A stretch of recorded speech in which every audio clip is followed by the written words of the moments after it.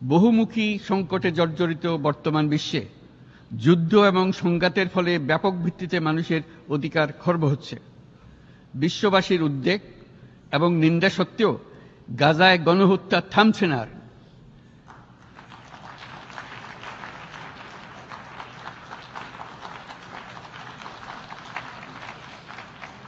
ফিলিস্তিনের মতো বিদ্যমান বাস্তবতা কেবল আরব কিংবা মুসলমানদের জন্যই উদ্বেগজনক নয়, বরং তা সমগ্র মানব জাতির জন্যই উদ্বেগের বিষয়।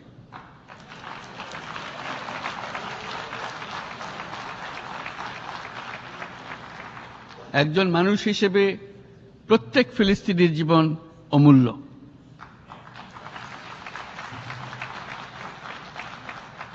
ফিলিস্তিনের জনগণের বিরুদ্ধে যে মানবতা বিরোধী অপরাধ হচ্ছে তার জন্য সংশ্লিষ্ট সকলকে দায়বদ্ধ করতে হবে।